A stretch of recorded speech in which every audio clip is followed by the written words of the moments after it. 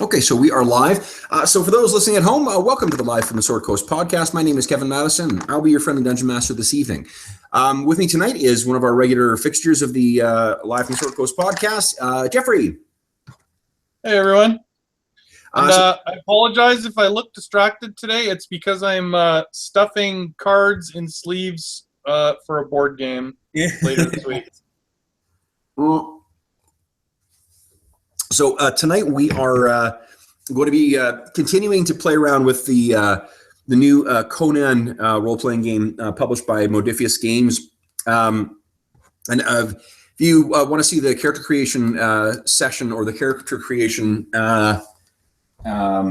session or episode, that was last one on December 7th. So you feel free to go back and watch that if you want to see the creation of these characters. Otherwise, we're going to be taking it out for a spin to see how the system plays. The game's not actually out yet. It was successfully kickstarted, and I backed the Kickstarter. I received a PDF preview, so these rules may actually be, well, I guess we may actually fuck up the rules, so take that with a grain of salt. In addition, the games may change between now and the actual printing of it, because I don't think it's gone to press as of the time of broadcast. So last session we randomly generated, we used the random generation system to create two characters. One of them was a Gunderland barbarian named Severus, and the other one is where is Steve's character? A guy from Kashan, one of the black, what do they call the Black Kingdoms? I can't remember. Anyway, one of the guys from one of the kingdoms further to the south, a guy named Kahero. One of the things that I Jeff, and you can feel free to chip in here. Your character came together as a pretty focused character. Like, you've got a couple skills that are, they're backgrounder skills. They're things that you're not necessarily super strong with, but they fit with your history. But at least you've got some focus to your character. I'm not sure the same can be said for Steve's. Like, I think right.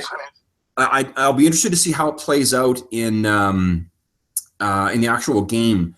But I didn't get the sense, I haven't spoken to him yet, but I didn't get the sense he was super thrilled with the character that came out of the random generation system. And that's not, Steve is always on board with random generation. But yeah, I'm not. We could always try it again. It was actually a lot of fun. I would even try it again. So. Yeah, so and I mean, I think that one of the things I would do, having gone through it once, what would have mitigated things. Well, I guess here's one problem that I see with the way that it went is you make your assignment of your attributes at the front. The way it's set up, you assign your the raise 1 to 8, lower 1 to 6. At the outset before you go through that whole process. And that sounds right. It may not end up being the right one. Yeah, and there's no reason why you couldn't bump one up and bump one down at the end of the process to further, focus your character on what you want to do. Now we haven't actually played the game yet, so I'm not sure whether his character really is as it's something he's weak. It's just, I think he had an idea in his mind as to what kind of character he wanted to make, and then he ended up with a character very different from that. And even if that's an awesome character, which I think his character is, it's tough when, you want to... See, I think what happens, Kev, at least from a player perspective, is you start at the beginning, and like you said, you maybe start to get an idea, and then you do the first thing. I don't remember what it was. Like, it's where you're from, or your history or occupation, or homeland, and then maybe you do the second one, and after those two, you start to get something in your mind of maybe which direction you're going to take, and then you keep going and more things happen and they change you. Mm-hmm. So it's pretty. I think one way to mitigate the stat issues would be just to bump it down, or rather to save those stat modifications till the very end. Yeah, true. Because I think that, I can't think of a mechanical reason why you wouldn't be able to do that. I mean, your stats have a hard cap at 14 anyway, so it's not like it's going to break the game by allowing you to try and min-max at the very end, rather than just being penalized by the vagaries of the random generation thing. So I mean, another thing you could always try is maybe still do it random, but allow for a veto on one of a re-roll or whatever you want to call it. If you roll something that just really doesn't fit, maybe dueling roll or one of your other rolls just really doesn't fit with the direction you were kind of heading, and you'd like another shot at it. The rules as written allow you to pick as well too. They can say you can roll or you can pick. So you could just your stuff to get to where you want, which is which is fine. So it allows, I guess, if you're that kind of player who wants to see that character come together over the course of character, or you've got a story in mind and you just want to kind of walk them through and then write down the stats as you go. That's one way that it supports that kind of bringing a full backstory to the table type of creation. But the only thing with that is the way it's set up, you could abusively min-max your character. Mm-hmm. I think. Because, I noticed that Severus, he ended up being quite deadly. He's super deadly. And he's also... not by my own building, I just lucked into it, but... I think you could... There's more diverse stuff that he's got access to as well. It's not like he's a one-trick pony. He's got a bunch of different things that he can do. I'm looking at it, he's right. The athletics, his resistance is okay. Craft, healing, lore. So he's got some book learning as well too. It's really created a fairly unusual character. And with the momentum mechanics, it's cool because you really, if you spend momentum, you can really make a what do you call it? Make even a character who's got shitty skills, you make that have a decent chance of succeeding at things. Right. Okay, I'm going to use just a bunch of different tokens for momentum to track. I'm not sure if you've got something at home where you want to keep track on paper. The interface in Roll20 is not quite as developed in this as it is on Star Wars. So I've got 6 momentum. You can never have more than 6 momentum, so I'm going to use orange beads to represent momentum, and I'll also tell you at the end of each scene. Oh, okay, so here's one thing that I actually found was really interesting. So one of the ways that this game models the someone who's useful at a skill, helping people who are shitty at a skill along, is through the momentum pool. So the way that this game gets around the whole your party is only as stealthy as its shittiest stealth member, is that you can have other characters go first. So let's say you got a character who's got a stealth of 17 or whatever. You can choose to spend one, let's say assuming you don't have any momentum to start with, you can roll your 2 dice. That person probably gets a chance to re-roll 1 dice as well because of their talent. Because that's sort of what the entry-level talents seem to do, is they always give you a chance to re-roll 1 d20. And then if you spend some momentum as well, you could, by adding a doom pool, you could add 1 or 2 dice to that, to the amount of dice that are rolled. Let's say you get 5 dice, and it's the really, really great guy. Actually, I'll roll this out. So let's say it's like you and your athletics or your melee skill, where it's 17 and you got a 4 expertise. So I'm spending 3 doom. I'm gonna use 3 doom to get 3 momentum. So I'll roll that. I just rolled 1, 2, 3, 4, 5, 6, 7 successes. So I succeed at my 1, and I dump 5 momentum into the pool. So then let's say the guy who's got the 10 in stealth rolls. Well, he doesn't need to incur more doom. He can access that momentum pool, add 3 dice to his pool, And I just rolled 1, 2, 3 successes for him. So he dumps those. He succeeds on 1, and then dumps 2 more back into the momentum momentum pool. So it's a neat way to, mechanically model the what do you call it? The way that I guess that regular problem in gaming sort of resolves itself. Momentum seems to be a very big thing in this game as well. Too. I was reading some online stuff. So using 1 to 3 points of or getting spending 1 to 3 points of doom at the outset just to get those extra dice is often a really useful thing to do. Can you just explain through one time the momentum and doom rules? Yeah. Okay. So momentum is let's see here. Momentum can be used for a bunch of different things. What it simulates is it's kind of like advantage in Star Wars, where you get a good result. So what momentum or how it's generated is you when you're rolling for successes, you're rolling starting with 2d20, unless there's some other. Actually, for player characters, I don't think you're ever going to roll 1. You'll always roll 2d20, just minimum to do task resolution. What you want to roll is your number or less, and that counts as 1 success. If you happen to roll, if you have expertise in that skill and you roll that number or lower, that counts as 2 successes. So you total your number of successes, and then the net successes you get, each one has a difficulty level, which is normally like 1 or 2. Each point in excess of that goes to the momentum pool. And the momentum pool at the end of each round will go down by 1. Momentum can be spent for, in addition to a bunch of other different things, like each skill, each action has a bunch of different specific things that can be done. Like, for instance, in combat, I sent you that PDF or the 2 different cheat sheets. One of them is what momentum can be spent on in combat.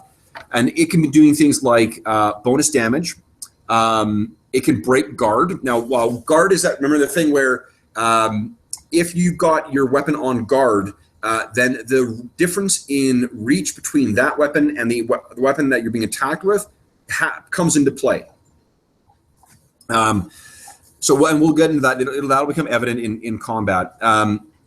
But anyway, well, you know what? I'm getting ahead of myself. So that's what momentum can be spent for, is a bunch of different specific results like, piercing armor, doing extra damage, doing an extra attack, hitting more than one person with your attack. So like, you're sweeping with your battle axe, or you're, skewering someone and then slashing someone with your spear or whatever.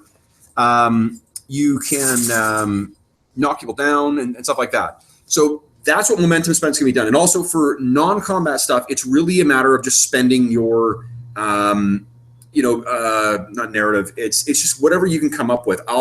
If you've got a suggestion for what you want to try to do to say how your success is more awesome than just succeeding, then let me know and I'll tell you whether or not you can do that. Instead of just spending it, what you can do is you can bank it. And it's either at the end of each scene in a non-combat thing, or at the end of each round, your momentum pool will go down by 1. So let's say you spend a lot of chatty scenes, like we have, like is normally the case in our campaigns, where you guys spend a lot of time talking to NPCs. What you'll do is, if you're making skill checks throughout that, you'll be sort of topping up that momentum pool as you go. And then when you transition from that scene into a combat scene, some of that shit may transfer over. I think that this is also the way that they model why an ambush is so fucking deadly, is because you've got a shit ton of dice in that momentum pool, which means you can roll a lot of well, I guess here's the difference too. There's a difference between bank momentum, and which could only really be used to supplement dice pools, and immediate momentum, which is what you generate on those dice results. So you can't use banked momentum from the momentum pool to do extra damage or to do an extra attack or whatever else. That has to come from the results. But so basically think of it like the way it works in Star Wars, where you can aid another. Like you can spend your advantage to give a blue dice to someone. In this, you're not dictating what that dice is going to be. You can never roll more than 5d20 on a test though. So you can only take a maximum of 3. There's different sources you can get it from, but you will never roll more than 3 extra d20 on a task resolution thing. So that's how task resolution works and how momentum works. Does that make sense? Right. So I can add Doom to the Doom pool and gain a momentum, which I can use to roll an extra dice. Yes. Every time I succeed on a task, I can use any successes greater than what was required to do it as momentum that can be spent immediately, or I can bank it. If I bank it, any other player may use that banked momentum to add d20s to their attempts. Exactly. And when there's bank momentum, you can bank it after a scene or after a battle. No, basically, roll. When it's your turn, whether it's in a scene or it's in a battle, you can choose to bank some or all or none of the momentum that you rolled on your individual roll. Right, but you can carry it from like scene to scene or battle to battle. Absolutely. But it would start, so then basically, let's say you started with 2 momentum at the start of a battle. Yep. You might as well quickly convert those into rolls because you can't use them as actions. That's right. Yeah. Well, yeah. Convert them into rolls, and that's sort of like, let's say that you stealing a scene from the Conan film when they broke into Thulsa Doom's palace, right, to try and rescue the princess. Presumably, what they like game mechanic wise, the way I would work it is that they would have rolled a bunch of stealth checks and stuff like that, and maybe I don't know, like just probably stealth to get all the way into to the heart of the mountain there, and as they're getting successes and stuff like that and narrating along, they're generating a bunch of momentum so that when they finally do that crazy scene and tip over the bowl or the bowl of like that head soup and whatever else. Actually, no, first they ambushed the guys and killed some guards, which would have generated more momentum. So when they started that attack, they would have been sitting on a pool of probably 6 momentum, the maximum. Right. Which means in that first round, first person to attack, they get to roll probably 5 dice on their first attack and hopefully generate more momentum, and that keeps being fed back into the dice pool. If you do not have any momentum, what you can do is then generate, you can always tell me I get a Doom point, and another point goes in the Doom pool, and then I can use that for similar things. Here's another neat mechanic that of how Doom works. There's 3 things that are sort of moving parts in here. Doom, momentum, and then fortune points. You have 3 fortune points to start with.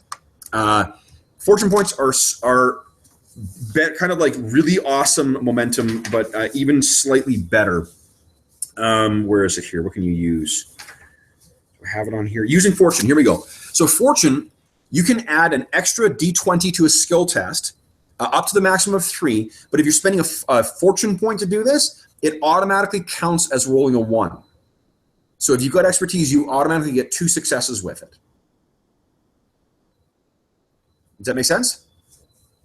Wait, what? Okay, so what skill would that be? Okay, so like let's say that you so Severus has an stealth of 15. He's got a stealth where his agility is 13, his expertise and focus are both 2. So what that means is he's rolling against a 15, but if he rolls a 2 or lower, then he counts as 2 successes. So when you spend a fortune point to gain an extra d20, you don't roll that, you just automatically assume you rolled a 1. Okay. Okay. Other things you can do is you can perform an additional action up to a maximum of 2. You can recover all of your lost vigor or resolve. Remember, your vigor is sort of like your physical stress. Your resolve is your mental stress. You can overcome weakness if you're suffering from wounds, which are a 1 difficulty penalty to all your, each one is a 1-point penalty to your difficulty numbers. You can choose to ignore it for a scene. This is sort of your standing up and like wiping the blood off your face and then diving into to combat. Or you can alter scenes like you can with like light side points in Star Wars.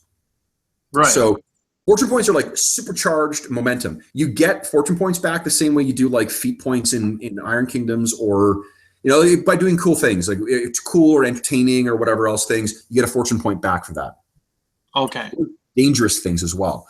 So so that's how momentum works. So momentum is the one thing that sort of you generate, and it's a fluctuating amount. Fortune points is your way of beyond the what do you call it? The momentum.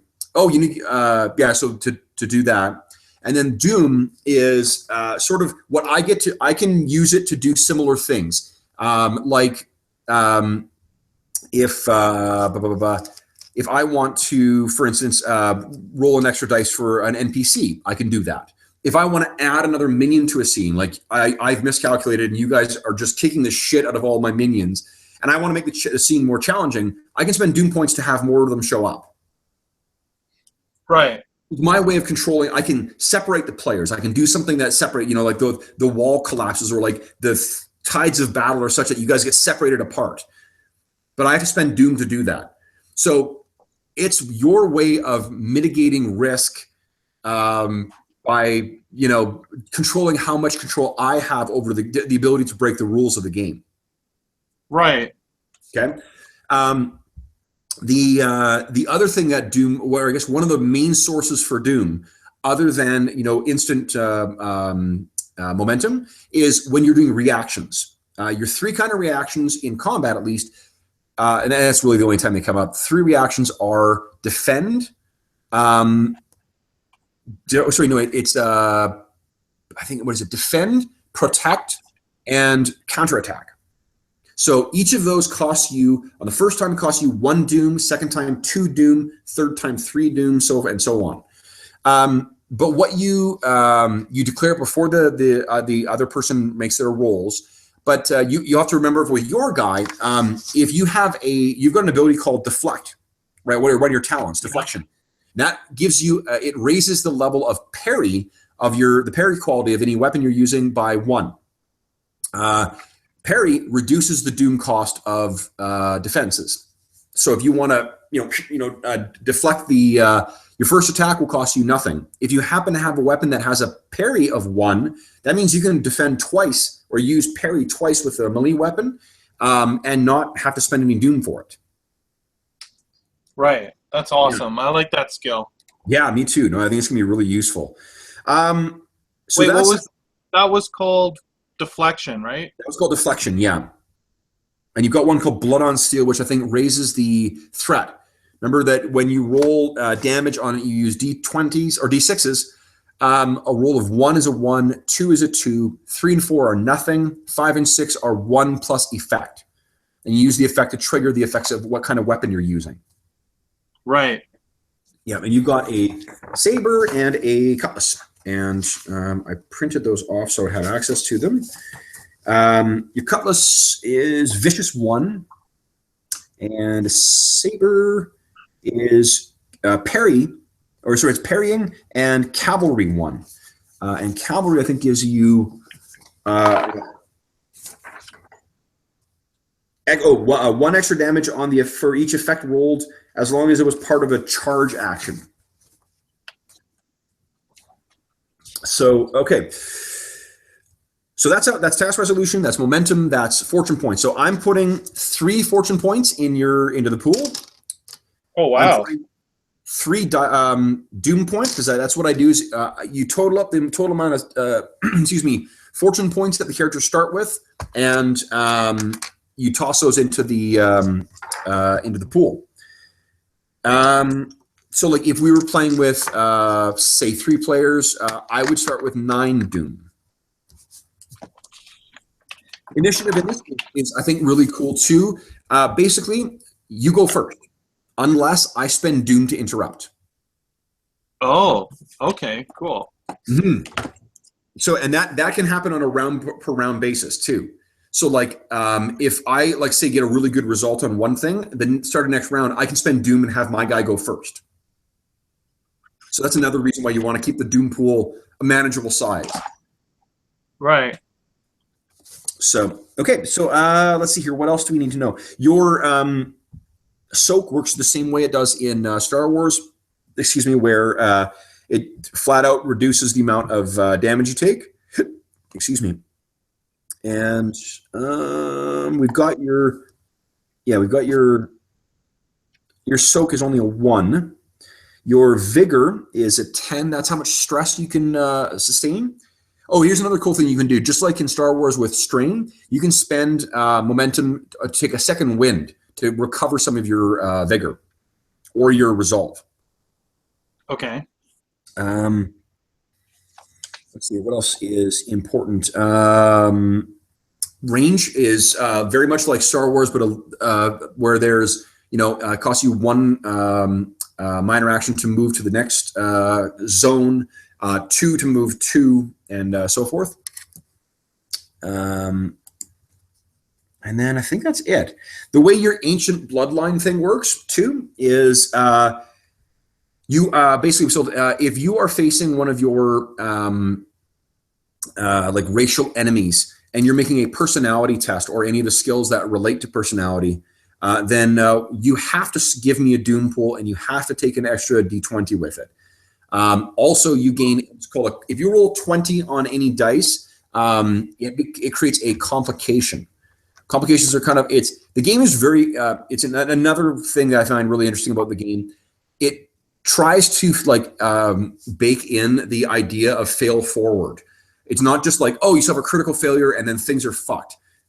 They try to make it so complications are things that make things, it's not that if you succeeded, if you rolled enough difficulty, if you rolled the number of successes that you needed to, and you happen to roll 20 as well, then it's the way that, sort of like the way despair or threat works in Star Wars, where it's like, well, you succeed, but also something shitty happens. Right, something is coming up in the future you're not going to like, probably. Or something happens at the time, like let's say if you roll a 20 on your melee attack, but you kicked ass, you fucking cut a guy down, but then you sort of slip and turn your ankle on the blood that's soaked the floor. Right. So it's a really cool, and then with the way that I mentioned that because ancient bloodline, you suffer a complication on a 19 or 20, so you're rolling more dice, but you're also potentially suffering a greater complication. With personality, it's not going to be a combat thing. Well, actually, no, hold on. Personality is what governs persuade, which is what you're using for steely gaze, which is your default like emotional or mental attack. Okay. Okay, so let's okay,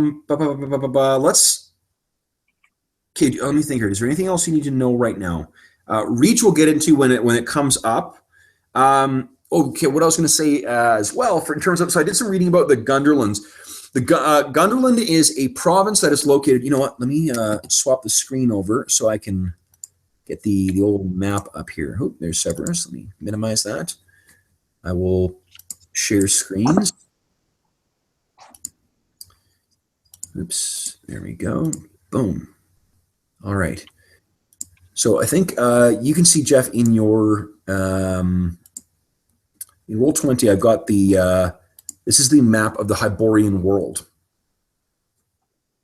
So what you want to zoom in on is Aquilonia, if you would. So Aquilonia is the jewel of the West. It is the most fair, the most advanced, most sophisticated kingdom, and it sort of is kind of like an idealized. There's still like plenty of fighting between the nobles and stuff like that, but it really is the grandest kingdom in the Hyborian world. On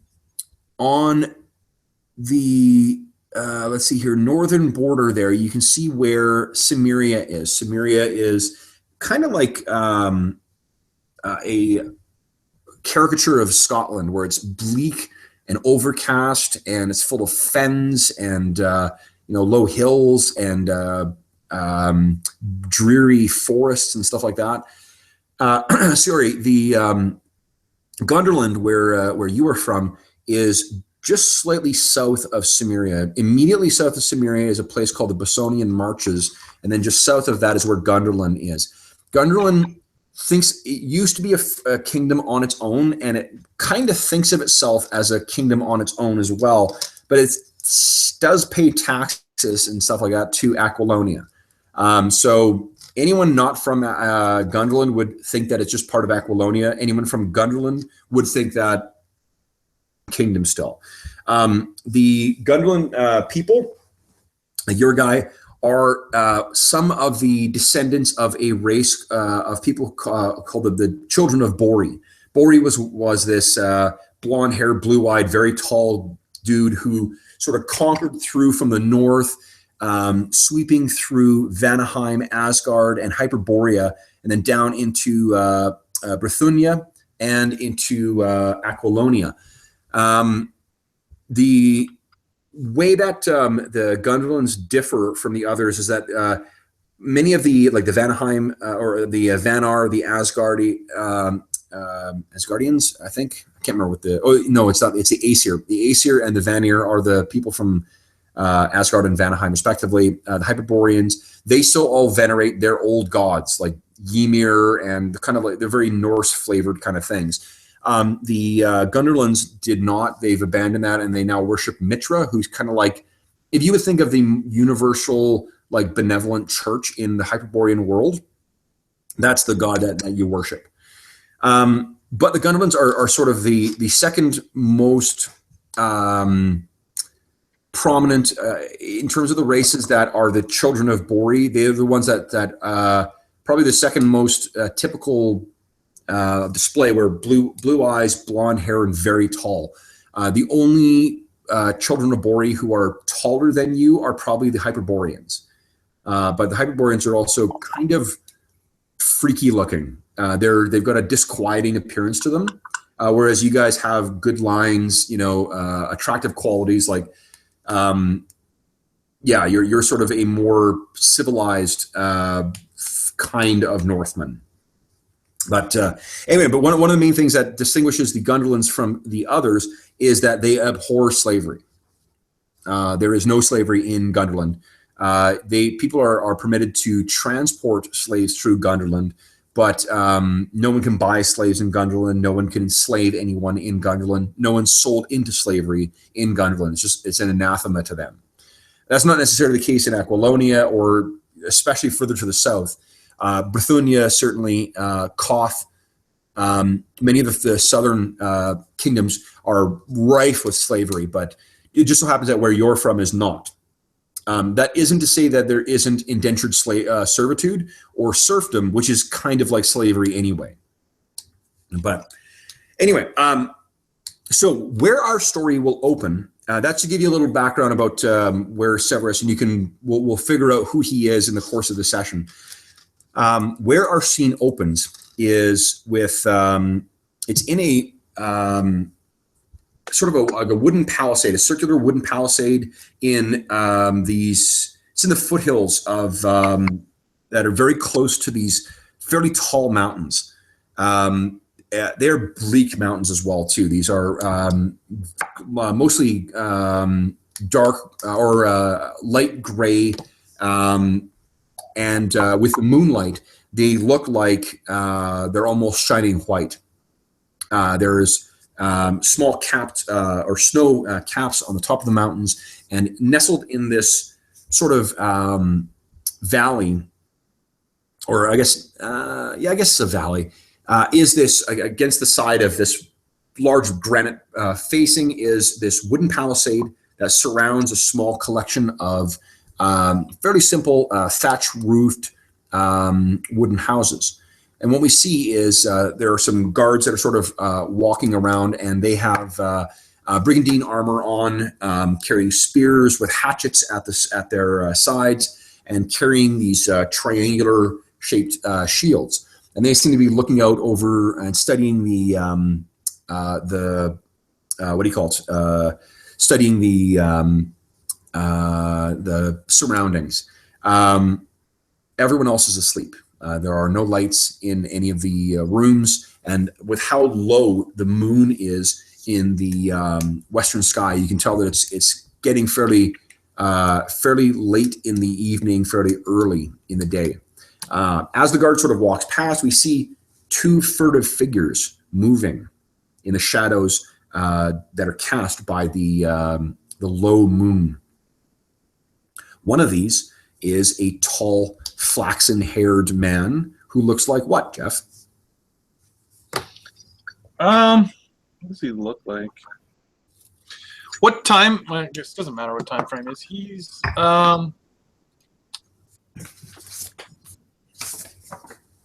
not too large, but he's very fit.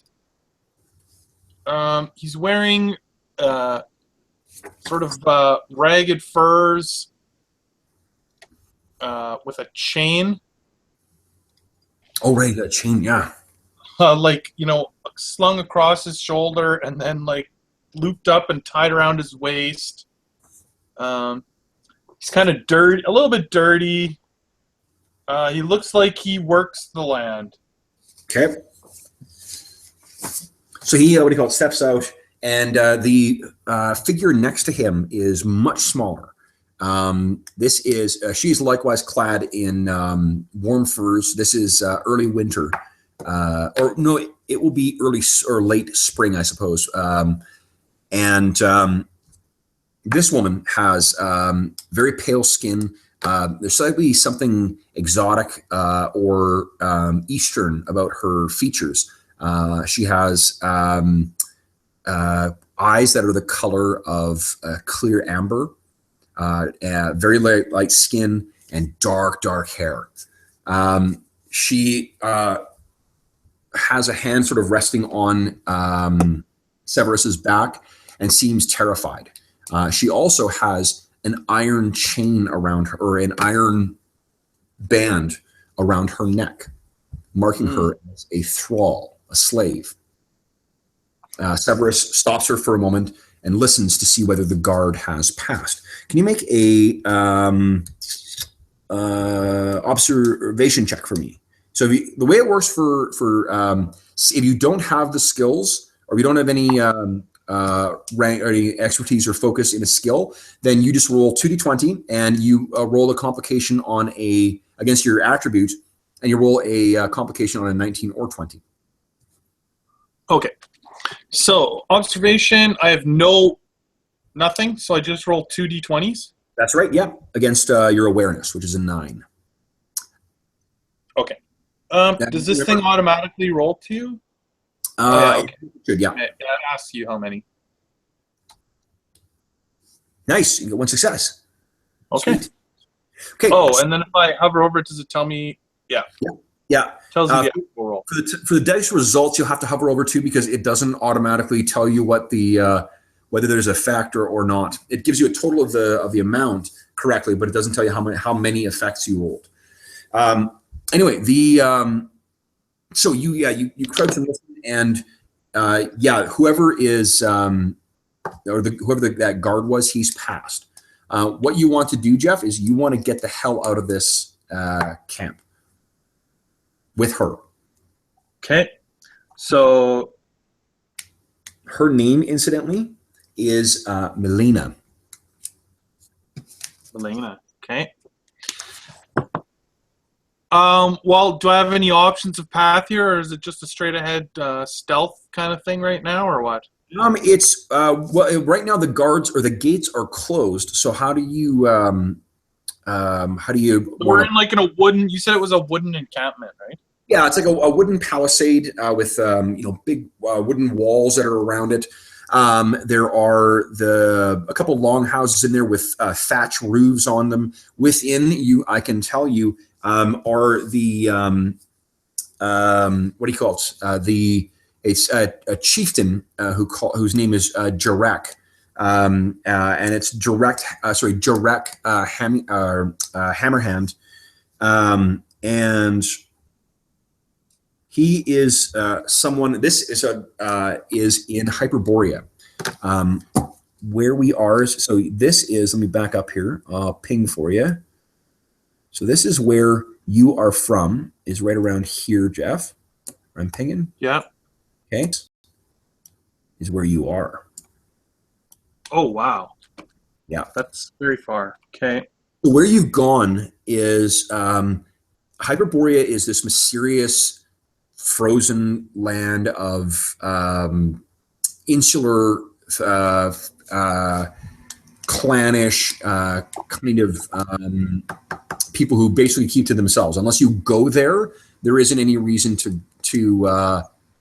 don't tend to really leave and go elsewhere. They're more obsessed with themselves. They're another group that is from the descended from Bori.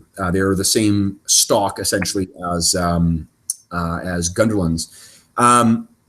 What I was sort of picturing that there's going to be a reason for why you're out here, but I want you to decide why you're out here. What I thought is that maybe you traveled to Hyperborea to sort of try and track some of the, if you're interested in your ancient bloodline. I don't know what you think Severus's sort of motivations are, but if he was interested in his, in like the long-standing history of his people, then maybe he's come here to try and learn something about that. Well, his motivation, if you remember, was family. Okay. And I said his family was scattered to the winds, so they were attacked and basically captured, taken to be sold into slavery. That is awesome. So you've been following one of your family members who were sold. Hyperborea is rife with slavery. They also tend to raid other places and steal them. So I'm going to suggest that maybe some unscrupulous warlord from the border kingdoms was the one who made the raid that led to the enslavement of your family, and then they ended up selling them to the Hyperboreans. So you've been trying to track this down. In the course of doing that, you have come across this woman in the camp of Jarek Hammerhand. Why are you rescuing Milena? I believe that she knows where one of my family members or multiple of my family members are. I love that. Yep. And she's agreed to take me. She's agreed to take me there if I help set her free. She has. She is also from an exotic land to the south that you've never heard of. Well, you've heard of, but only in like mystery and in myth and in sort of rumor. This forbidden land full of secrets and poison and sorcery called Zamora. Ooh. So she happens to be a Zamoran, and that's why you need to get the hell out of here. So what your sort of plan is, because you are, let's see, do you have any training in, yes, you have training in survival. You're convinced that you can get the hell out of here, and then you're going to forge your way basically a way that no Hyperborean would expect you to go. Because these people are, they know their lands like the back of their hands. Basically, you're going to go and make your way over a mountain where there is no pass, and then down into one of the neighboring kingdoms, and then try and make your way further south towards Brithunia, and then go from there to Zamora.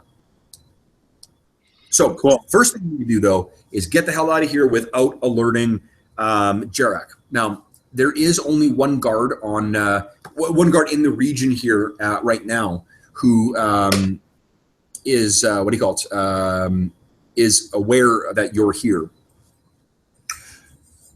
Or I'm sorry, there's one who would be, so you can try and I can tell you that Milena herself probably,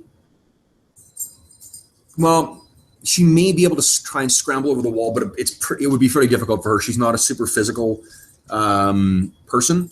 But you can try and open the gates, in which case you need to distract or kill or somehow deal with the guard watching that. You can also maybe try and dress up. The sky's the limit here. How are you going to try and get out of here? Right. What would Severus try to do? And very much, I honestly think that Severus would attempt to kill the guard. Okay. So what weapon is he drawing then? He would have... Wait, let me try and remember this. See, I wrote this down. One of the weapons he has is broken. Battered. And one was... The saber. And one was an old one. Yeah. No, he had two swords. He had both of his grandfather's swords. One was battered, war battered, and the other one was actually a family heirloom that's destroyed. The cutlass, I think, was the one that was. Oh no, the saber is. Yeah. Saber's the one that's battered from use. That's what I've got written down here. And then the cutlass is the one that I have. I actually have one that's my own. That's right. Yeah. Okay. So I guess he would try and use his cutlass. Okay. So you draw your cutlass from its scabbard. The cutlass is unbalanced, but because you're strong, that's one of the ones where you need to have a certain level of brawn, or it has to be used with 2 hands. But you're strong enough to be able to use this with 1. It is also vicious 1, so you can spend an effect to add 1 point to damage. Now, you are sneaking up on what do you call it? The guard has sort of passed by. How do you want to sneak up on him? I want to find a place like close to him, like as we're coming up behind him, to get her to crouch down and sort of hide. Okay. You know, a barrel or a cart or a corner or anything, and then I will try and sneak up behind him and just, you know, be stealthy and then try and attack him before he gets a chance to alert others. Awesome. Okay, so the way it works is basically, you will be making a test. The way contested things work in this is both roll, and then you sort of compare the number of successes. The person trying to, there's an actor and there's a responder. The actor makes the checks for success. The responder tries to minimize that. Yep. And the responder needs to get a net 1. Unless the difficulty is higher. So in this case, the difficulty is 1. So I will roll. I'm not spending any doom on this. I'm just going to roll for them. Let's see here. Its awareness is 8. And that's it. I rolled 1 success. No, I rolled. 1 success. Okay, so now I roll against 1 success. Yeah. Now you need to roll a net 2 with your stealth. Okay, so my stealth is. Let me check this. Okay, so I have an expertise of 2 and an agility of 13. That's so right. What does the expertise do again? Focus gives you it adds to your target number. So you're really rolling against a 15, and your expertise is how wide. If I get a 2, then a 1 or a 2, I'll get 2 successes. That's right. Yeah. Okay, I got it. All right, so let's roll stealth. Nice. You got it.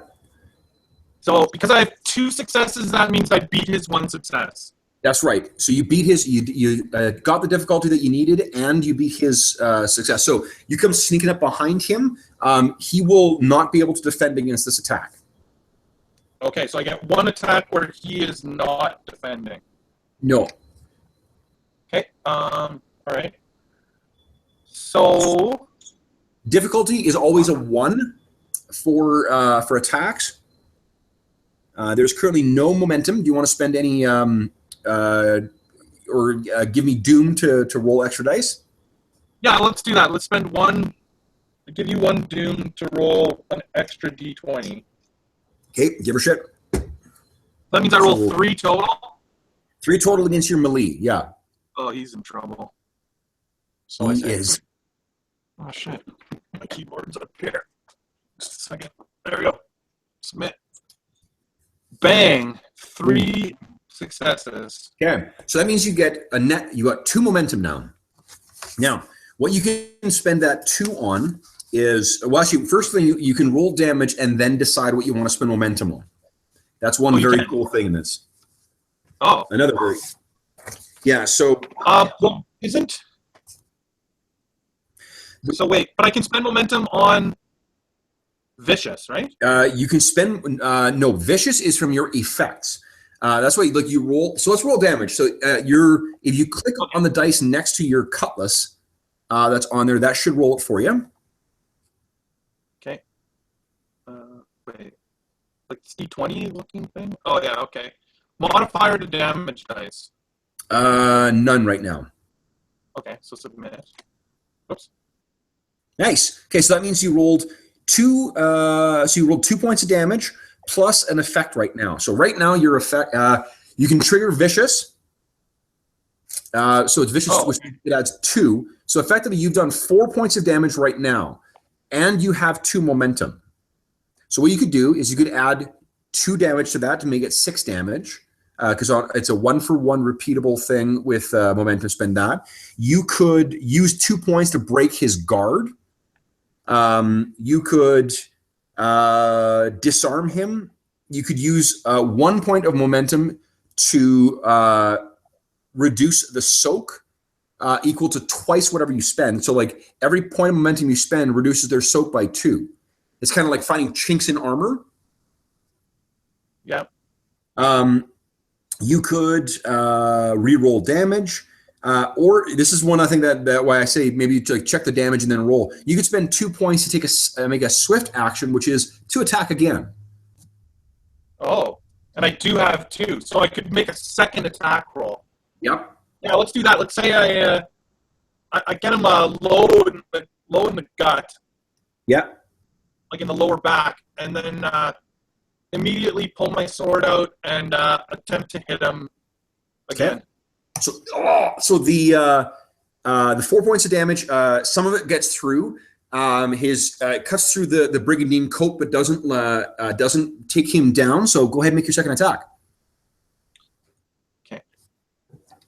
So, I could have used one. I could have used momentum to roll another dice here. If I had more. If you had, like I had 3 total. Or sorry, I had 2 momentum. Yeah, I spent that's it right. on another attack. Yeah, if you're not going to spend it on immediate effects, you can just bank those and then use those 2 dice immediately for your next roll. Right. No, I'll use it. Or I'll make the attack. Okay, you're spending momentum to take a second attack. Right. So I don't have any momentum left, but I was just clarifying the rule. Okay. Yeah. So now I have 2 hit. Sweet, which means another momentum. And then roll damage. Yeah, go ahead and roll damage. What does my No Mercy do again? No Mercy is the thing that adds +1 vicious. And then what's the Blood on Steel? Wait, no, sorry. I don't remember what No Mercy does. I don't remember what they do. Deflection gave me the 1 extra deflection. Yeah. No Mercy. Hold on. Hey, hold up. I've got the fucking thing right here. That's why I open it. I can't wait till the physical copy of this book. I tell you. I love physical copies of Game of Thrones. Really? Like I wasted almost an entire. Well, not wasted because I'm going to make use of it, but I printed off just a shit ton of stuff. I'll bet you I'm going to end up printing the whole book before I actually get the actual copy. I don't mind having the electronic copy, and I that's better than nothing. But okay, so No Mercy. Oh, when making No Mercy, you can re-roll a number of damage dice equal to the total number of melee talents and ranks that you've acquired. You have 2 melee talents. No Mercy and Blood on Steel. Your deflection is a talent from your parry, so you can re-roll 2 damage dice. Oh, okay. Yeah. So I'll roll damage. Sorry, you would have been able to re-roll 2 damage dice last time. That's okay. We'll do it this time. Yeah. How do you? Where does it show what the actual results were? If you hover over where it says Severus rolls Cutlass, 2 + 0 hits. If you hover over it, it gives you 1 + 1 + special. Special is the effect. So how many dice am I rolling? For your Cutlass, just click on the Cutlass thing. That's accurate. Oh, okay. It's 4 is if you're curious. 4 + 1, 5 because of your brawn. Nice. Whoa! Oh. 1, 2, 3 effects. So that's 3 + 6. Good God, that's 9 points of damage. FYI, this guy has 5 vigor. Wow. So you to give you an idea, yeah, he's down. How does he die? The stab in his back. He just totally was caught unaware, and he actually dropped his weapon and to put his hand on his back because of the stab, and it kind of opened up his neck, and I just chopped him right in the neck, and Awesome. just a horrific blood spurt. I hear a quiet gasp from Melina, who sees this from her hiding spot. Awesome. Okay, so he drops to the ground. You have 1 point of unspent momentum. Do you want to bank that? Yeah, but I lose it, right? Yeah, you'll lose it at the end of the round anyway. So, but you could be banking that stuff. So, all right. So he drops down dead. Now, what do you do? Like, how are you? What's the next step in your planned escape here? Okay, so essentially he's like probably patrolling like some kind of a corridor around the outside wall here. Yeah, that sounds right. So what's the door like to the fortress? Like, is it like a drawbridge, or is it just a a couple of doors? Yeah, it's actual like doors, like wooden doors that you have to it's built there to withstand a siege from rival Hyperborean tribes or some of the more savage tribes that are in the region. So it's a big big thing on the a big plank or beam that is secured across the doors to prevent them from being opened. Okay, so I motion for Melina to come over, and it's not actually locked, right? I just have to like lift a big wooden beam and then push the door open. Yes, and you need to do it without awaking the other guard. Right, so we need to do it quietly. That's right. Okay, so we'll head to the gate. Okay, so you make your way to the gate. We're not going to bother. There's really no other with this guard dealt with. You've got your freeway there. So you get to the gate, and there is a guard sitting in a chair who may or may not be asleep. Sitting by the door. Yeah. From where I am, I can't tell if he's asleep. Make an observation check for me. Okay. Observation. Hold up. Yes, observation.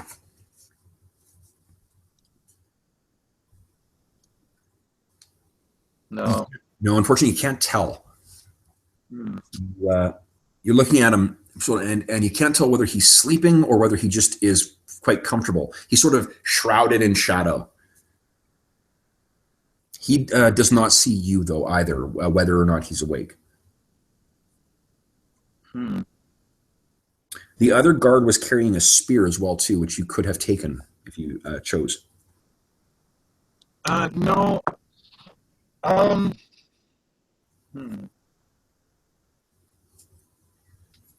Do we? The problem is, almost anything that we do, he may yell out.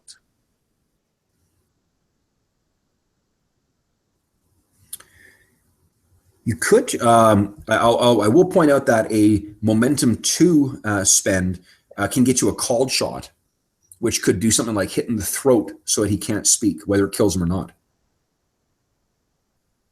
Oh, I see. Right.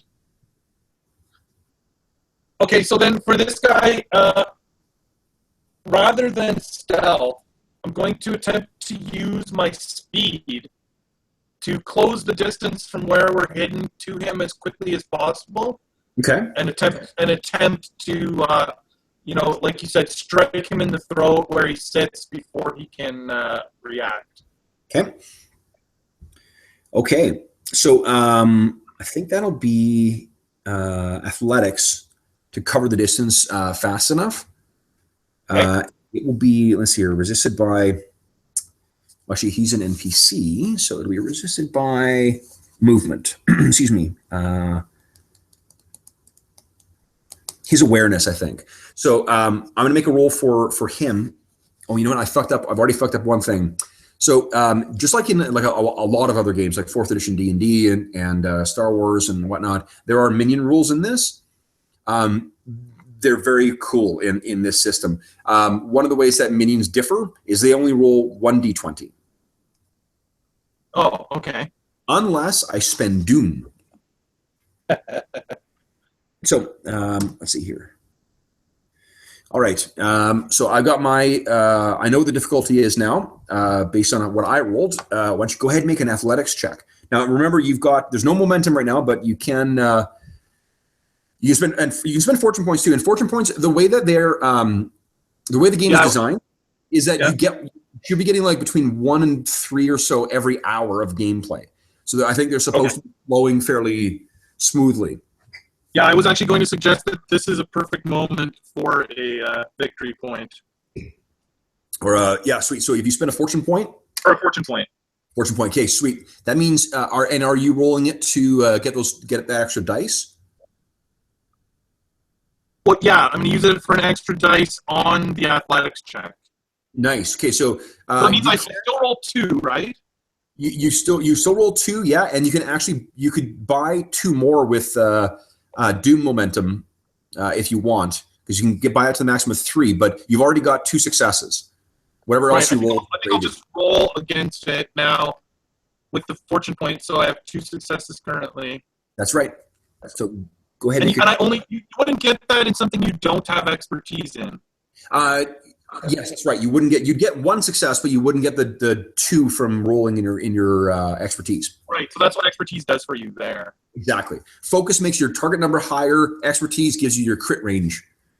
Nice. Okay, so I got one success plus the other 2, so I have 3 successes. Okay. So that is a point of momentum. Nice. So and that's just your movement. I'm going to still allow you to take an action. So you've basically so you sort of like lean down against the against the shadow, just on the edge of it, ready to pounce like a panther. And then suddenly, boom, moving like a shadow being cast by something soaring across the sky. You flash across the distance, the open moonlight between one of the walls and where the guard is sitting, and you suddenly find yourself there before he can react. What are you going to do? I'm going to make my melee attack against him. Okay. And so now I don't have enough momentum to make a called shot. Unless I give you a doom, right? You remember that you have to spend immediate momentum in order to get that. It's got to be the stuff that you've got from your dice roll, and you need 2. That's right. Okay, so I can use the movement, the extra momentum from my quick movement roll. Yep. Or my athletics check to roll 3 attacking dice on my melee attack. That's right. And then you could also say, give me a point of doom to roll an extra dice, and you could spend a fortune point to get 2 auto successes. I'm not saying to do that. I'm just saying like that's what you could do. That's all I could do. I think I'll just give you a doom. Wait, what's the doom at right now? 4? Doom's at 4. Yeah. Yeah, I will add another doom. What's the really bad doom number? There is no. I was actually looking at that. Oh, that's okay. There is no max. Okay, good. No, I think that they were just doing that because it was the sake of like it was a one-off session. Okay, I won't take. Yeah. So I'll give you another doom. So now I roll 4 dice. Okay. All right. So 4 melee attacks. And I'm going to say this guy, because if he hasn't acted yet, he can't make defenses. Whoa! Badass. Oh, man. 1, 2, 3, 4. So that is actually 6 successes, I think. Yeah, it is. 2 4s, which are 2 each. Yep. And then a 5 and a 12, which are both successes. Yeah. Holy shit. Okay, so you have 5 momentum. Holy shit. How does this guy die? Well, I'm going to say that he uses 2 of the momentum, I guess, to do a called shot. And he intended to be sure to strike him in the throat, like he said, so he couldn't yell out. But he mistook his momentum, and he just totally chops the guy's head off because he was approaching so fast, and his blow was so accurate that it just decapitates him. So this thing sticks into the side of the wood, and all you hear is a wet thump as the severed head hits the ground, and you pull the blade out. You look back and then make the kind of call that you did. I'll let you bank. So you would have had 3 momentum left over. 1 will be left at loss at the end of the scene. I'm going to bank 2 for you. So you currently are rocking 2 momentum in the momentum pool. Cool. So Doom is at 5, momentum is at 2, and you got 2 fortune points left. I think what I would do in just thinking it for Roll20 is I'd probably use like the use a certain color of token for it, like use symbols or something like that, and then just like add them to different characters' pools.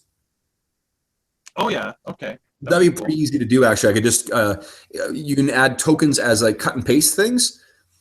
That would be an easy way to so everyone can track how big the Doom pool is, how big their fortune pools are, how big the momentum pool is. Okay, so you kill this guy. You are will quickly cut scene for you. Throwing the big beam off the side. You're not huge, so it is a bit of a struggle to get the thing off. I actually get her to help me just to steady it. Okay, yeah.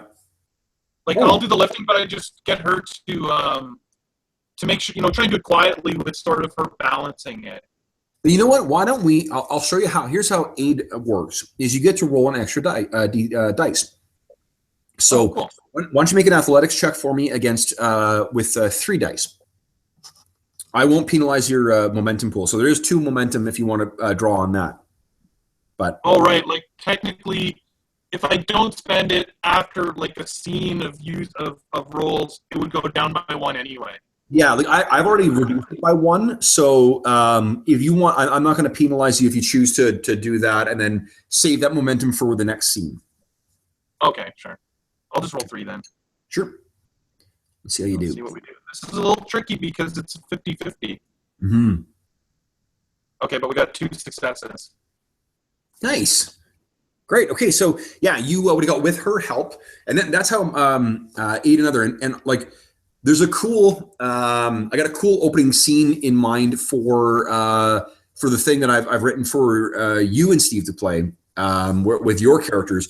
And basically, what you could do is like if you've got NPCs helping you, the way that the abstract rules work is just they'll give you an extra D20. So like, let's say that you've convinced some people, like you're in a bar fight and you convinced 3 people to be like, come on, let's get him, fuck that guy. And you somehow do that, they all add to your dice check. Oh, cool. Yeah, it's a neat way of sort of like shortcutting the, a really neat narrative kind of element. Well, wasn't one of the guys playing like some kind of, I don't know, like a commander or someone who was telling other soldiers what to do in that little playthrough they did? He was, and it's neat because I don't think that his character necessarily had any specific skill in that. He just happened to be good at that. Yep. So it was a way to sort of, this game embraces the same kind of, Leia can ride a speeder bike mechanic where like your characters are fucking heroes. Like some of them will be better at some of the things than what other of the characters will be, but like they're going to be awesome adventure heroes regardless. And if you want to try and give the stirring speech and shit like that, or if you want to do whatever kind of neat thing you want to try, the game does support that kind of stuff and gives really handy ways of mechanically representing that. That's cool. Yeah, I really love it. I like this. I like this game. I dig it too. Yeah, I like the more I've been thinking, I've been reading about it. The more I've been thinking, I think like they've done a really good way of making combat exciting. The way that you'll see as we go forward here. But yeah, okay. So the you guys free that and you disappear into the mountains. So what we're gonna do for the next scene? Next scene is going to be basically you guys making your way over the mountains. Now, here's the downside is that as you guys leave, the moon gets shrouded over, and what it's been shrouded over by is an oncoming late spring storm. Oh, no. So you already called. While you guys are making your way through the pass, this is going to be a fairly difficult thing. If you fail, what you will be gaining is fatigue. And the way fatigue works is basically you look at what your vigor is and your resolve is. It reduces the maximum. It's not actual damage you've taken. So you haven't taken damage, but it reduces the amount of your vigor and your resolve. The reason that's important is because vigor and resolve are kind of like your buffers against a more serious threat, which is traumas and wounds. Traumas and wounds each give you increase the difficulty of all your tasks by 1. And if you have 5 of either of them, you're dead, or you're insane. So if you, if you take 5 trauma or 5 resolve or 5 what's the other one? Trauma? Vigor. 5 vigor in one round, you also get a wound. If you exceed if you've maxed out your vigor, so if you take more wounds than your vigor, every time you take another injury, it's 1 extra wound if they rolled less than 5 damage. If they rolled 5 or more, it's 2 wounds. Oh wow! So basically, that'll take you out pretty quickly. Yeah, and fatigue also makes you more more easily injured severely. Right. I think another thing that I think is a really neat mechanic. That's a cool way of simulating, like at the end of a trek through the desert or the wilderness or whatever else, you're just not at your fighting form. It's a really interesting way of not necessarily penalizing you, but leading you to potentially getting penalized much more quickly. Right, I like it. Yeah, me too. Okay, so let's. Also, if you just fought someone, or you just did something that really tired you out, your risk of getting hurt more. Absolutely, yeah. Okay, yeah. So let's make what I'm going to ask you to do is make a survival check. You have for this scene 2 momentum to draw from. At the end of the scene, it'll go down by 1. But I mean, again, like extra successes that carry over, you can bank those and still carry that momentum forward up to a maximum of 6. Right. I think it's always better to roll most times than to try and continue a. Absolutely, bank. Yeah. Okay, so the difficulty for this is going to be quite high, just because the effect of the storm coming in is quite bad. Okay. So I will use both my momentum. Yep. And so I roll 4 survival. Yep. Bang. Oh, God. I rolled very badly. You can choose to spend fortune after the fact. And I can tell you that's a fail. Well, yeah, I'm assuming 1 was not a difficult test. Yeah. So if I chose to use, what is it called? Fate? Fortune points. Fortune, I would gain 2 more successes. You would buy automatically 2 successes. That's right.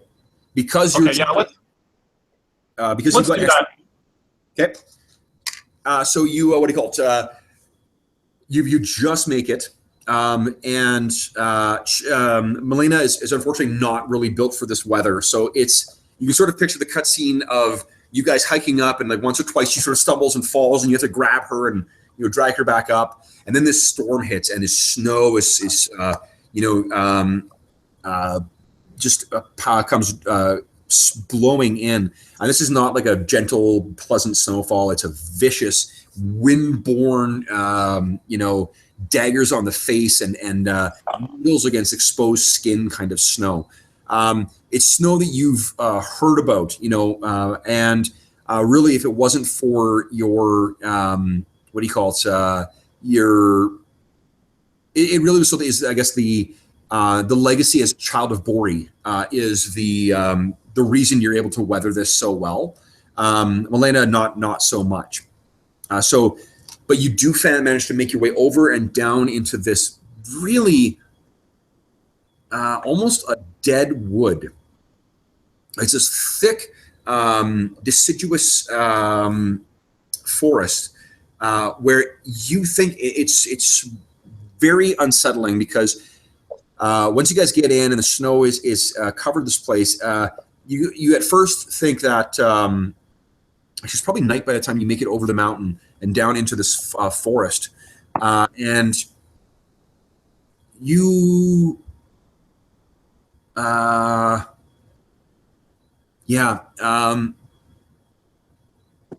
you can see, no, it would have been day. I'm sorry, it's daytime, but you can't really, because it was night before. So you make your way down into the day. It's later in the day. Milena is beginning to say, like, I need to sleep. Warrior, I need to sleep. Okay. Is there any kind of shelter we can find? A cave, a bush line, or anything where I can sort of make some kind of a shelter? Why don't you make a, let's see here. Survival is it is an awareness skill. So yeah, make a survival check for me again. Let's see if you can track something down. Okay. So, roll. Oh, nice. Yes.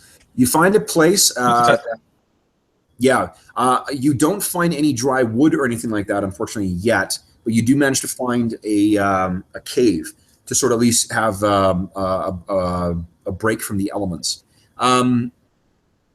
Describe for me what you think you would have brought with you, too. Yeah, like, I guess I would have had some kind of,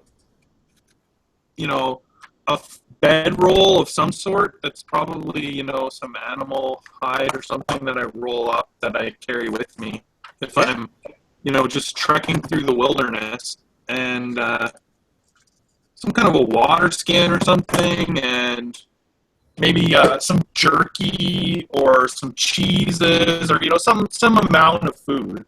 Yeah, okay. Then, so when we find this cave, I give her some of my food and water, and I have some as well, and I let her use my bedroll. Okay. So you I guess keep watch? Yeah, I'll sit and sort of try and sleep, sort of sitting or whatever, and maybe let her, use me as a pillow or whatever to try and keep warm as well. Okay. So you guys are out, and with the winds howling outside, you guys find some space just slightly inside the cave. The cave does go a little bit deeper into the cave. You don't really want to. Well, I actually do you explore the thing to make sure nothing's in there, or what? Yeah. Okay, so it does seem to be. If there was something that was layering here, it seems to be gone as far as you can tell. Okay. Cool. Okay, so you realize too that as she's what do you call it? Well, as a result of the difficult climb, Milena's hands are just cut to shit right now. So you have to do some bandaging and whatnot of them, but they are quite bloodied. It's the next what do you call it? It's been some time that you've been asleep, actually. And you sort of, wake up, and it seems to be kind of quiet apart from singular low sound. The wind is still blowing outside, but it doesn't seem to be the gale force that it was before. Milena is asleep next to you, and you can hear a sort of the crunch of something stepping on newfound snow. It seems to be coming just because your keen senses have honed you for hearing or I guess trained to recognize those things in the wild. Yeah. So you skulk to the mouth of the cave, and as you come out, you see stalking in the immediate kind of clearing or flat area outside this cave is a group of 3 black furred scraggly wolves. Oh no. One big one with a tuft of white on its back, and then 2 smaller ones, and smaller is still a very large and feral looking wolf. These things are sniffing the ground and kind of, yipping at each other. And I'm going to need you to make a stealth check to see whether they recognize you, and it'll be resisted by them. Okay. All right. Awareness. So. La deuce. Okay. I'm going to spend a doom to roll an extra dice here, and it's got 2 successes. Okay, so, all right, so you are what's called are kind of, trying to keep yourself hidden at the mouth of this cave, but unfortunately, the largest one kind of sniffs and turns, and its big yellowed eyes seem to lock with you, and it immediately begins to growl. The 2 flanking wolves sort of recognize this, and they begin to sort of almost not almost, just as like it's hardwired into their response. They begin to move out to flank you, like some kind of feral military unit. So we're back in combat again. You get to go first, unless I spend doom on this, and I am not right now. So what would you like to do? You got a move, you got a minor action, a standard action, and a free action. Okay, I am going to use, I don't think that you have chain on here, but I'm going to use my chain. Yeah, so your chain, oh shit, I forgot to list that. I have your chain, you can add that if you like, actually. It's just, you click on the bottom, at the very bottom of that table, there'll be a little sign. Yeah, just click on that and then. Chain, yeah, if you tell me the information, I'll just type it in. Yeah, sure. So chain has a reach of 3. Yep. Damage is 3. And just put it in the same area where the other weapons have their damage. Yep. And then you can put in where I put the qualities in. This is vicious 1, knockdown, improvised, and grapple. Just remember, you can spend effects to grapple someone or to knock them down, but if you do that, it doesn't do any damage. Knockdown, grapple, and improvised. Yep. And vicious 1. I got the vicious. Okay, And what about so yeah. hands? It's 1 or 2? Well, it's unbalanced, which means as long as you've got brawn of 9 or higher, you can use it with 1. Okay, and what about attribute bonus dice? Attribute bonus dice. None on that one. Okay. Oh wait, no, sorry, no. +1 because of your brawn. Okay. So I may have already included that in the other ones. So the total number of dice. Yeah, you did. That's what made me ask. Okay. Okay. Okay. So I got my chain. Okay. So your chain is out. Great. So because of the reach on that as well, too, what that does is it. With your guard up, and it's assumed your guard is up. It increases if most weapons have a range or a reach of 2. It increases the difficulty of people attacking you by the difference. But if you knock it down and they break your guard, then they get bonus dice equal to the difference. So picture if a guy's fighting with a spear and a guy's fighting with a dagger, the guy using the dagger is going to it's harder to get a successful attack on that guy with the spear. But if he breaks the guard on it, it's going to be a lot easier to get at that guy because the guy can't effectively. Right, weapons. Yeah, it makes sense. Mm-hmm. That is one of the another feature that I fucking love about this because it's such a tricky thing to model in a sort of like fast and efficient way. Yeah. Okay, Kev. So imagine this. So Severus moves to. He sees that the wolves have spotted him. Yeah. He moves to a dominant place right in the middle of the cave entrance. Okay. And he takes his chain off and he starts swinging it around. Yeah. Like real big loops, and he's making it hit the rocks and the snow in front of him every few swings. Okay. And like try to make like a big sparks and like throw the snow and maybe spark off some of the rocks that are by the cave entrance. Like make a big show of it. Okay. So what you could be doing is that's a display of might and power. If it sounds like to me, basically what you'd be doing is trying to make a mental attack on them. Because if just like physical, you can kill someone by doing it more vigor than they can take or suffering wounds. You can also, if you exhaust their resolve, they break. That's sort of how morale works in this. Okay.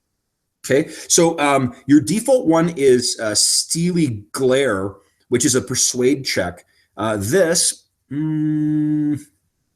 Now, Kev, there is an animal handling skill. Is that only for domesticated animals, or is that like an animal skill in general? I think I'd say it's animals in general. So you could, yeah, you know what? Why don't we'll say that's what do you call it? Yeah, like I love that description you gave. We're basically going to use Steely Glare. So it'll do the same damage as what Steely Glare does, but it will. What do you call it? It will use animal handling instead of persuade. I think that it's actually quite reasonable that defending our domestic animals from wolves or other animals attacking the herd is something that Severus has done before. Oh, totally. Yeah. One thing too that is, I'll point out, these displays of might. One neat thing is some of these are things that you need to set up for. So like there's one called Dead Man's Stare, and that's basically like when you kill a guy, you fucking cut their head off, and then like to the others, and it functions as area attack on them. So it hits every. Isn't that awesome? Yeah, that's just awesome. One that Steve's character could do too. There's one called Impossible Feat of Might. You basically do some really badass strength thing or something like that, and then flourish with your weapon or whatever, and then that demoralizes your enemies. That's cool. Okay, so why don't you make your animal handling check? Okay. So animal handling. I just think okay. Do I just want to roll the 2 dice? You currently there's no momentum right now, and there's currently 4 Dune. I also have 1 fortune left, right? I'm going to give you a fortune point for that because that's a really cool description. I love that. Okay, well then I'm going to actually spend the 1 fortune point. Okay. And then roll my other 2 dice. Okay. You still could add up to 2, just as a reminder. Oh wow. Okay. So that is 1, 2, 3, 4, 5 successes. Holy shit. Okay, so 1 was all you needed to get success on this. Here's what I'm going to say is, okay, for every there's a combat result called secondary target. You spend 2 momentum to target a second one with basically the same damage. Oh, okay. So it's like breaking all of their morale. Oh, sorry. A second one, they suffer half damage rounding down. What I will do is, if you want to spend the leftover momentum to affect the other ones, I'll let you roll your damage, apply it to the biggest wolf, and then the other 2 will take half damage. Okay, cool. Yeah, okay. Let's do that. So, and the effect will be it's 2 combat dice. So let me see. Is there an easy? I roll 2d6s? Yeah, basically roll 2d6s. No. I don't think it's on here anymore. No, I got to hold up. Let me. I have a special table, and let me see if I can add that table to your. Where is it here? I really like this kind of stuff, and when it has game rules for these kind of actions. Yeah. Because I mean, this is a very realistic scenario and reaction from a character, and the fact that the gameplay mechanics handle it very nicely is cool. I totally agree. Yeah, it's. Oh, here we go. Okay, so if you go to the, you should have a. Is there one called collection? a tab called Collection for you. It should be next to the little cog. Wait, what? The cog. Let me try this here. That didn't work. Wait, on my character sheet? What are you talking about? Oops, sorry. No, on the top right, on the tab at the side, just because there is a rollable table here. It's called Combat Dice. Oh, hold on. Oh, wait, no, I do have it. Okay, yeah. Oh, yes. So if you open up, in the collection, yeah. So roll under rollable tables. Just click on Combat Dice, however many times you need to. So you Nice. click it twice. Okay, so then you got a 1. Nice. Okay, so the reaction you get from these things is a 1, which means, and I don't think they have any soak. Not for this. Nope. No courage. So yeah, so the they all sort of seem to pause for a moment, trying to figure out what to make of you. And you do mechanically, you do some resolve damage to them, and then they sort of the leader kind of snarls, and he charges in, followed a moment later after a split-second hesitation by his fellows. So you're fighting currently a group. So I roll all of them together. Gain 1 bonus momentum on any roll against a foe already attacked by an ally this round. That's dangerous. Okay, you know what? I'm going to do something because I want to see how this works. Let me quickly check how fear works.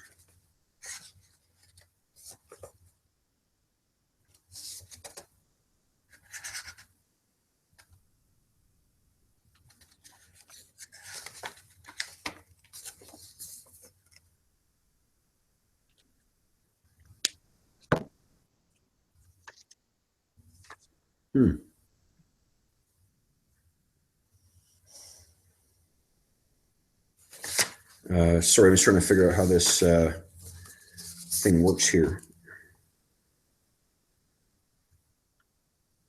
Well, yeah, no problem. We've never played this game before, so. Okay, sweet. So what happens is the big wolf kind of, for a moment's hesitation, it narrows its eyes, and it as if like a predator recognizing a fellow predator. And then it raises its head up, the big shaggy mane, and howls. Oh! And I spend 2 doom points for this thing to gain fear. So the other 2 wolves now have fear 1. So what I need you to do is to make a discipline check for me, please. Okay. Discipline. Is that what I need? Good. I'm good at it. Oh yeah, that's right. My character's courageous, which made him good at. Yeah, yeah. Oh yeah, what does courageous do? Courageous, it gives you 1. Basically, it functions as like armor for mental damage. Okay, so first roll the discipline. Yeah. Oh wait, I have 1 momentum left, right? No, there's no momentum. You had 5? Oh, yeah, you rolled 5 momentum. Yeah, I used 2 and I used 4 of it to target the other 2 wolves. Oh, but you needed 1 for the auto. Did you roll 6 in total or 5? Yeah. Didn't I have 6? Well, maybe. Let's see here. Animal handling. Oh no, I had 5. You're right, I had 5. Okay, that's what I thought. So yeah, 1 for the thing, and then 2 more to affect 2 more things. Yeah, for some reason I thought I had 1 left. Okay. So Nice. I rolled a success. Yep. Okay. So the what do you call it? You can feel that there's a part of you that just where the fight or flight instinctual reactions are just struggling with each other, but you push that flight one right down, and it just steals your resolve against these things. So that was its doom point. Now these things will charge in, Actually, no. You know what? You did a threat display. They want to do it again. So now they are all barking at you and slowly closing in. Let's see here. That is personality plus. So it's 1, 2. All right, I got 2 successes, which means I get to spend 1 momentum. No, I don't. One momentum, and it's 3 damage from +1. So 1, 2, and I'll spend that extra momentum to do a 3rd point. So 3 points of resolve damage. But what's your courage? Wait, resolve. Isn't that one of my wound things, or what? Your courage is a 3. So lesser men would be terrified by this and would be unmanned by these snarling beasts. But it is nothing to you. Again, you're just like, swinging that chain around. Top of the round. Yeah, I've stopped swinging it the whole time. Okay, so top of the round, next round, what do you want to do? Where did you get courage from, Kenneth? Your courage, I actually looked at your character, the written character sheet. It would, let's see here. Your courage is, where is it? On roll 20. I just didn't see it. Yeah, I don't see it on here. Let's see.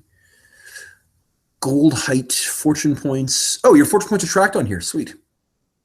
Well, I just realized that I can check them. Yeah. I just figured that out after you. And momentum can be tracked on here too? Yep, and the momentum can be tracked. That's great. I don't see, no, I don't see somewhere where it has courage on here. Okay. That's. But the answer was I have 3 courage. 3 courage, yes, sweet. You can add that somewhere on the character sheet if you like too, like under, I don't know, talents or something. And is that a special thing because I'm courageous? Yeah, yes. Not everyone has it. So yeah, you what do you call? So this thing, effectively they would have done 3 resolve damage against you, but it's not. They are just not having. It doesn't have any effect on you. It's going to be more than just a bunch of dogs to unman you. So next round, what do you do? Was it my turn? I roar back at them. Okay. And I continue swinging my chain, and now I advance on them. Not like running or anything. I just start walking towards their leader. Okay. Now, one of the ways that mechanically, like to try and make a threat like that more meaningful is sometimes. Yep. Oh, you know what? You know what? I will let you use knife to the throat. It's sharp weapon held against a pre. Well, it won't be that either. It's somewhere because I'm thinking like this is gonna be a little bit closer to.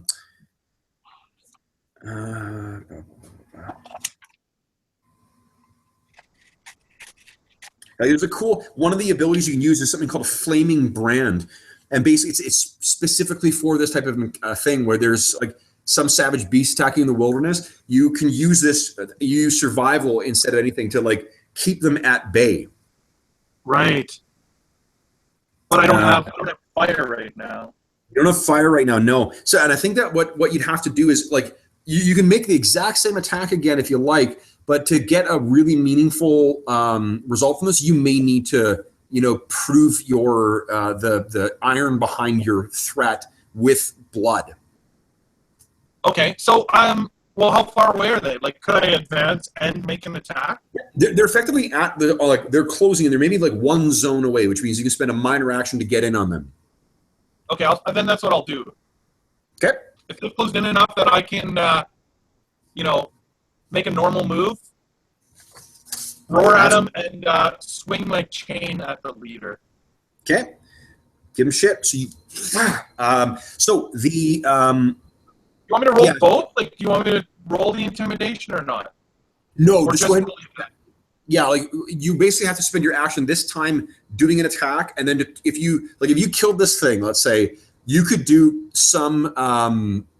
You could then follow up next round, or if you rolled, like let's say you rolled a shit ton of momentum, you could spend 2 to do a second action, and then do a thing like Dead Man's Head. Oh, okay, yeah, I get it. Okay, so Right. I'm gonna give you a Doom, and I'm also gonna spend my last fortune point. Okay. So I'm going to spend 1 doom to do a defense as well. This thing's going to try and leap out of the way. Okay. Now this will be like a comparative thing, or he can. Yeah, basically what it'll do is it becomes a contest then. So my successes take away from yours, basically. Oh, okay, yeah, cool. Okay. So I roll. Okay. So I would have gotten 5 successes. 5 successes, nice. I rolled 2, which means you're not. Your net is 2. You still have 2 momentum. Okay, so I still have 2 momentum. Narratively, this thing has seen many, many winters. It has faced many men before and is not scared of them. So it knows this, or at least thinks it knows the tricks of mankind. But you managed to catch this thing with your chain. Well, let's roll damage first, which will be 4 dice. Yep. So my chain. Wait, 3, right? Well, 3 plus your bonus dice. Oh, so when I roll this, it's going to roll 4. It should, yeah.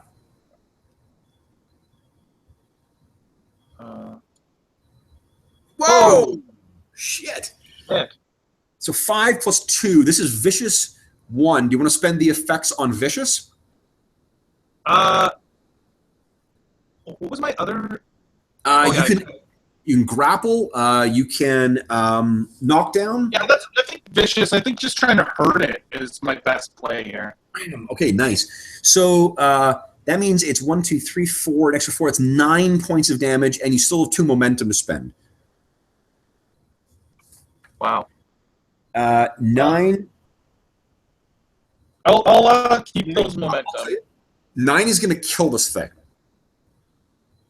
Oh, yikes. So if you have 2, you could then spend 2 and do a Dead Man's Head.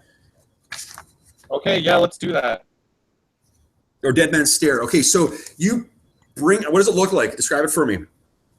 Yeah, like basically the just like sort of exactly like that action you're doing. Like I've been spinning this chain, and then I just bring it the speed of the momentum just right to bear, and just catch him right on the the jaw of the wolf, which is just such a weak point for these animals from a side blow type thing.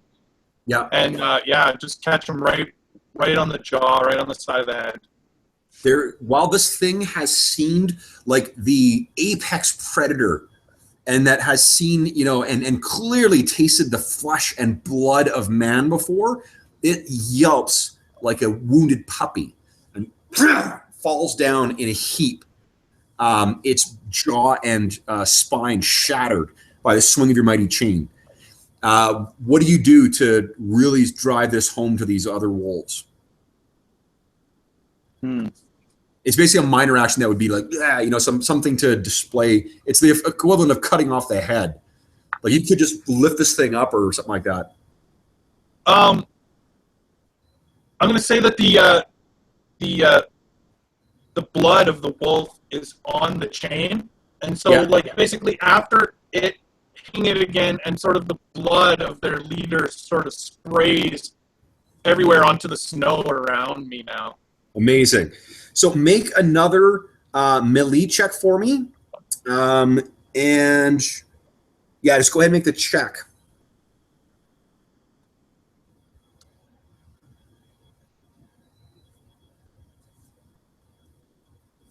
A success. 1 success. Nice. Okay, so you succeed. Damage is 3 combat dice. And it's vicious 1. And I will allow your talent to kick in for that as well. So go ahead and roll 3 combat dice. Did it roll? Ooh, sweet. There's 1, 2. If you trigger vicious with those effects. That means it's 4, 5, 6, which means these 2 other wolves will fucking flee. Nice. You are swinging this thing around, and maybe like is in the heat of battle, you can't help but sort of like howl back in response. This feral, fury-driven howl. They break like terrified, again, puppies, and go racing off into the woods without sparing a single look at their fallen leader. So within the, as you sort of swinging this thing around, you finally stop, and your shoulders slump as your chain drops into the snow. You realize that the freshly fallen white snow is now stained with the spatter of blood coming from your whirling chain. And then you hear a woman's voice behind you. Severus, what happened? You turn and you see Milena, her cloak sort of pulled tight against her eyes, those amber eyes wide. A pack of wolves has come upon us and thought that we would be their meal. Unfortunately, I wasn't able to just frighten them away, and I had to kill one of them. There's a confused, not confused, there's a confusing to you bit of emotions that play across her face. But